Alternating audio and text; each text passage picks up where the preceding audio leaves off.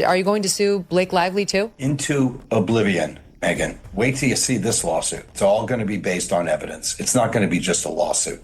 It's going to be the kind of lawsuit that is full of evidence, admissions, documents, which prove exactly what she did. Actually, Blake Lively's publicist, Leslie Sloan, was planting stories negative to Justin. And all Justin wanted to do, and it's all through the text messages. If the New York Times apparently reviewed 1,000 or more pages of text messages, they would have seen it. Justin never wanted to hurt her, never wanted to be negative to her. He wanted to protect the film, he wanted to protect himself, and he wanted to protect her from making negative allegations about him that were made up. And that they're proven in this case. That Blake Lively found herself utterly caught off guard on live television when Bryan Freedman unleashed a comment that not only surprised but practically left her in a state of stunned silence. It wasn't the kind of moment where her trademark grace and wit could instantly diffuse the situation. Instead, the unexpected remark transformed the air into something resembling a surreal pause in an otherwise ordinary day. The New York Times, her publicist worked directly with the New York Times. They shared illegally obtained text messages. They shared those together. They concocted a complaint that they filed with the Civil Rights Division. They omitted texts that would have provided context, texts that were in the exact same string that would have provided context of what was really going on. And in fact, they actually removed emojis from texts that show that there was satire and there was joking around by the PR crisis agents. I mean, the PR crisis agent. Observers noted that her usual sparkle seemed to falter, replaced by a look that mingled disbelief with a trace of ironic amusement in a realm where every quip is scrutinized and every reaction dissected. This fleeting silence said more than any rehearsed comeback might have, as the cameras rolled and the live audience absorbed every second. It became clear that even the polished Blake Lively wasn't immune to the unpredictable twists of on-air banter. Who knew that one comment could leave a Hollywood icon momentarily, if only ever so dramatically, speechless? Okay, so this is an excerpt from my new favorite book, which is the website that Justin Baldoni published, all about his correspondence with Blake Lively. And this is one of my favorite excerpts with my new favorite Game of Thrones character, Blake Lively. Are you ready for it? And him serving it back to her is just as important. You don't usually see both the man and the woman with such agency and humor. Anyway, I can act it out for you next week to make sure it comes through. Or I can send it now. Let me know what you prefer. XX. To which Justin Baldoni responded, sorry, I was just crying my eyes out as kids and family just left for another 5 weeks and it was a shit show. Heart emoji, heart emoji, heart emoji. On what was meant to be a routine live broadcast, the stage was set for the unexpected Bryan Freedman, known for his offhand remarks and a penchant for stirring the pot, decided that this particular evening was his moment to shine with a comment that was as audacious as it was unfiltered, in a scene that could only be described as a collision of spontaneity and celebrity. Bryan leaned into the microphone with a grin that suggested he was about to drop a truth bomb. His words sliced through the ambient chatter of the studio like a hot knife through butter, leaving no time for pretension.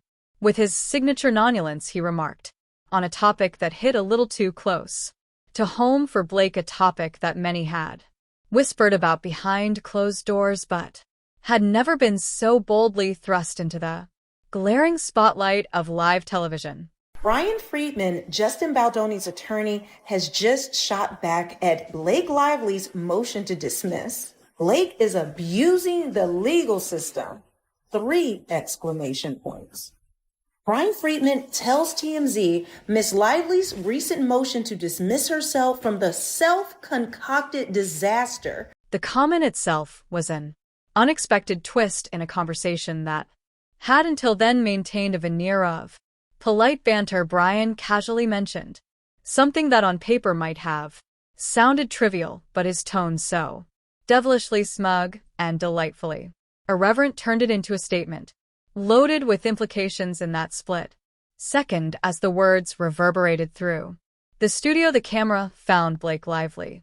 Her reaction was immediate and unmistakable, an expression that seemed to say, "Really, you can't be serious." Her eyes widened just enough to betray the fact that she wasn't merely processing the information, she was actively battling the urge to retort with a biting comeback. For a moment, the glitzy veneer of Hollywood was peeled back to reveal a raw and human response, one that even the most experienced celebrity could hardly anticipate.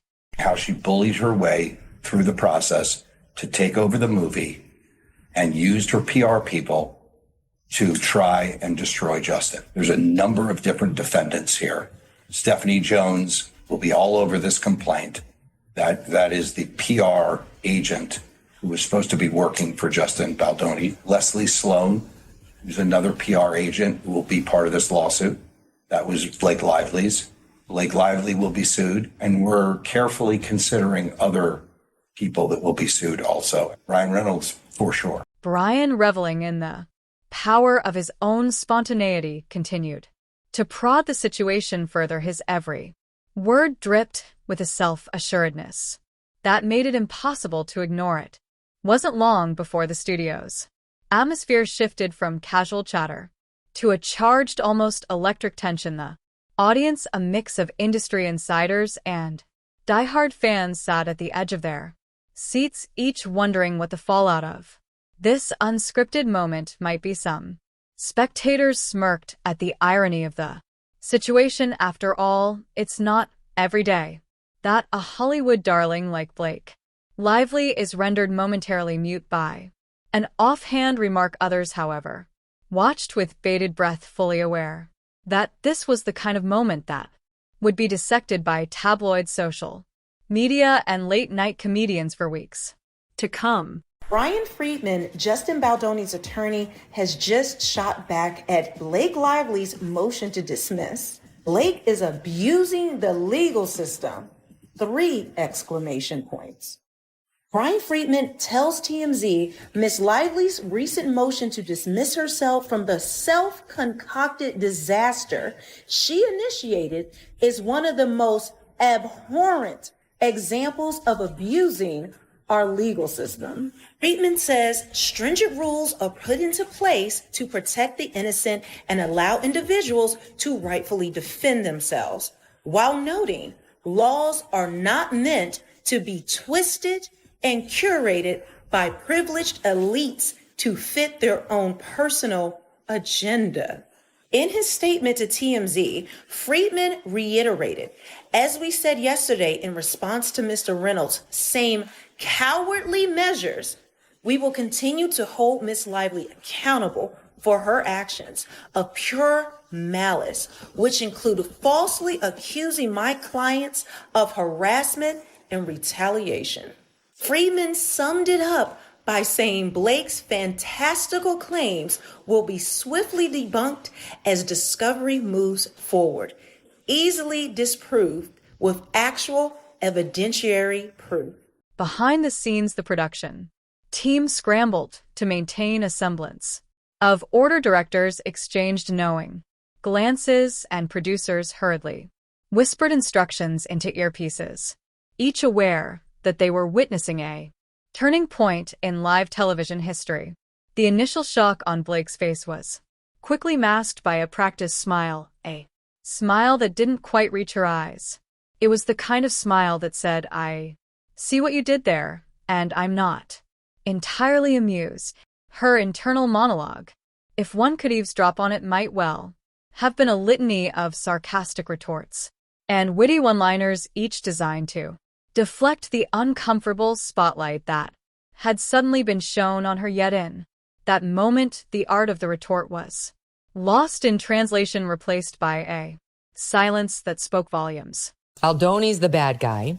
And just to lay it out for the audience in a little bit more detail, what she's claiming is that even though she was a much bigger star than Justin Baldoni, who I never heard of before this lawsuit, she's the much bigger star, and she's married to an even bigger star than she is, Ryan Reynolds, that she came in and onto this project and started to get harassed and mistreated by Justin and some others.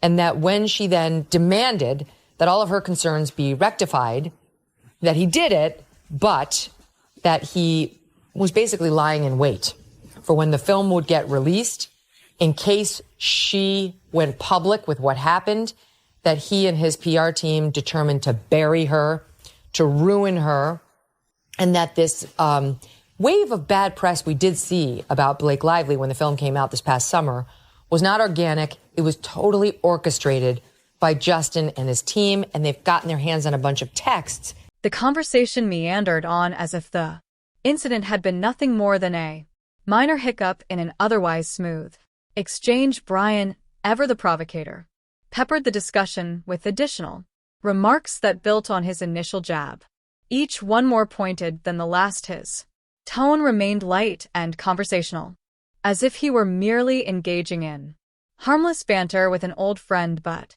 beneath the surface, there was an undercurrent of mischief, a clear intention to unbalance the carefully constructed public image of one of Hollywood's most beloved figures. Blake's responses when they came were measured and cool, betraying nothing of the inner turmoil that the comment had sparked. Instead, she responded with the kind of Aldoni's the bad guy. And just to lay it out for the audience in a little bit more detail, what she's claiming is that even though she was a much bigger star than Justin Baldoni, who I never heard of before this lawsuit, she's the much bigger star, and she's married to an even bigger star than she is, Ryan Reynolds, that she came in and onto this project and started to get harassed and mistreated by Justin and some others.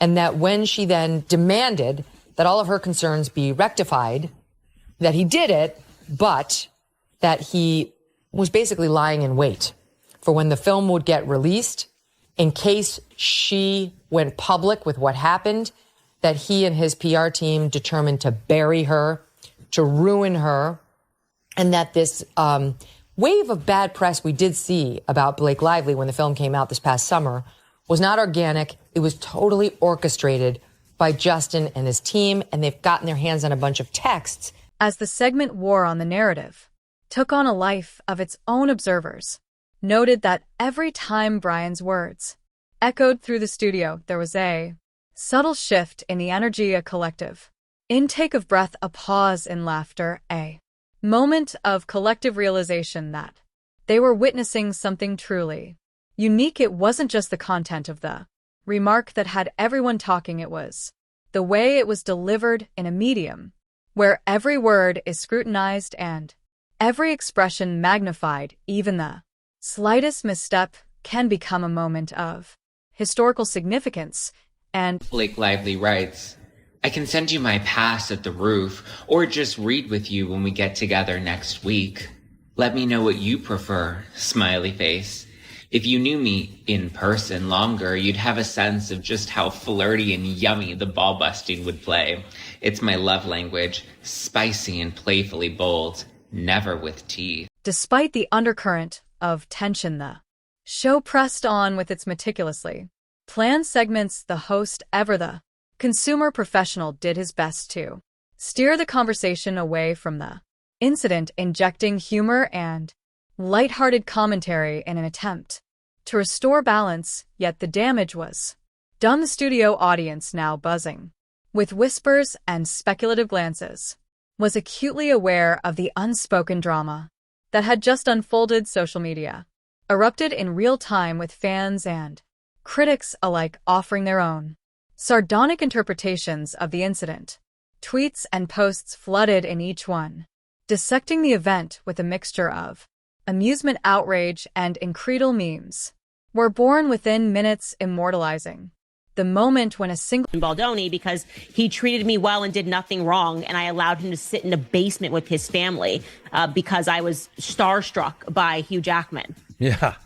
that Blake Lively was the aggressor in this now epic showdown? Was it right after was it when Baldoni dropped the countersuit? Was it when Bryan Freedman put up the website with the 170 pages and all the text? Or was it right away when the Times wrote? Right away. I've always had an intuition about her, and I've always had an intuition about Taylor Swift and like the branding of the nice girl stuff. And something just didn't, I went through Justin Baldoni's Instagram and he just seemed like a puppy. And I read, it just didn't add up to me that this guy was secretly just dying to talk about pornography all the time and talk about his porn addiction and wanted her to look at pornography. I'm going, this is not the Instagram feed I'm looking through. And I went back years. In the days that followed, the incident became fodder for endless commentary talk shows, podcasts, and online forums all took a keen interest in the interplay between Bryan's brazen words and Blake's unexpected silence. Analysts debated whether the comment was a calculated move or merely an offhand slip of the tongue, a spontaneous moment of candor in an industry where every word is carefully curated. Some argued that Bryan's remark was a deliberate provocation, a way to disrupt the polished veneer of celebrity culture and expose the vulnerabilities lurking beneath. Others maintain that it was simply a case of miscommunication blown out of proportion by an audience eager. So it was monstrous what she did, and she's got to pay for it. As the weeks passed, industry insiders speculated on the potential repercussions. Some insiders claimed that the incident might force publicists to rethink how they coach their clients for live interviews, emphasizing the need for rapid-fire comebacks and unflappable poise. Others mused that it could spark a new wave of on-air spontaneity, with hosts and guests alike feeling emboldened to stray from the script. Meanwhile, late-night hosts revealed in the material, weaving the incident into monologues with a delicious blend of sarcasm and charm.